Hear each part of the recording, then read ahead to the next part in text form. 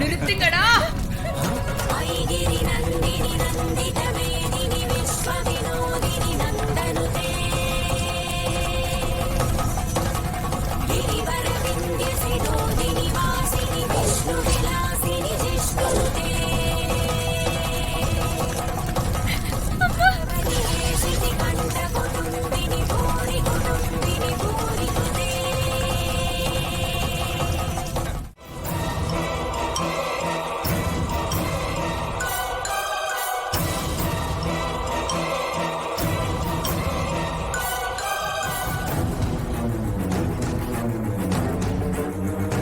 அவ்வளவுதான், இசையோட ஆட்டம் இதோட க்ளோஸ்.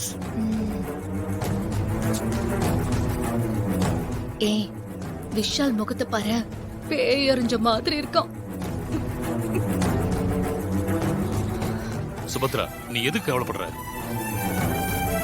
இன்னும் கொஞ்ச நேரம் தாங்க இருக்கு. இசை வந்துருவாளாங்க அதுக்குள்ள? கண்டிப்பா வந்துருவாமா.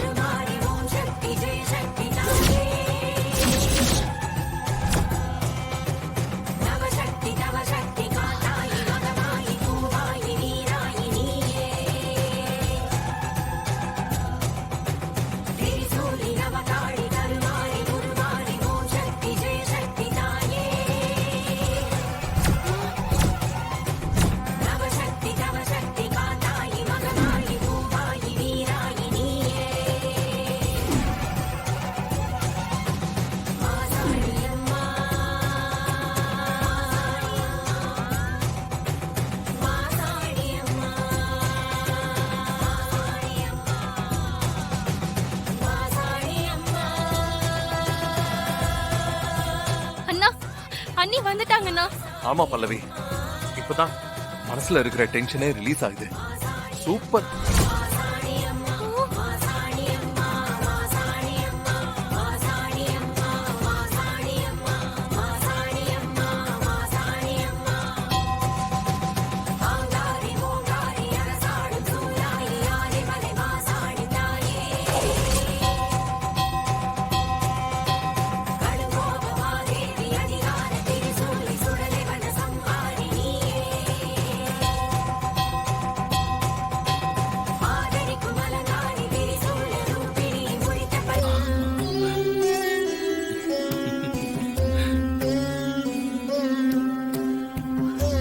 எல்லாரும் பூஜை ரூமுக்கு போலாம் வாங்க.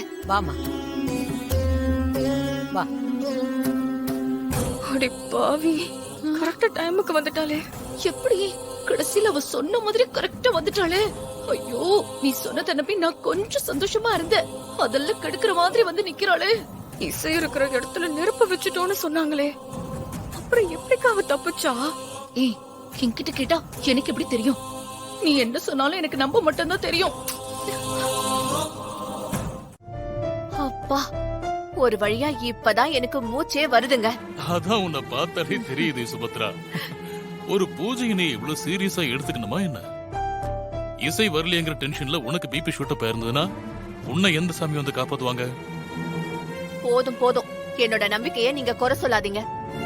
இது குறையில்லம்மா, உன் மேல இருக்கிற அக்கறை. எனக்கு புரியுதுங்க.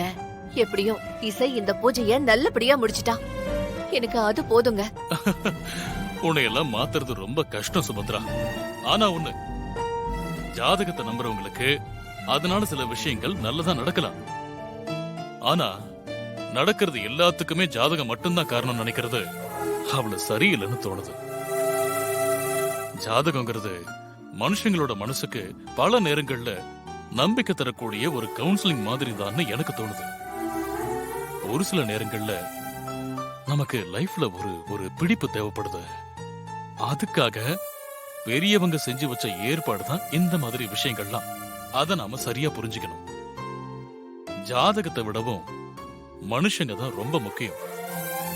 நமக்கு இருக்கிற சில நம்பிக்கைகளை விட வாழ்க்கை ரொம்ப முக்கியம்.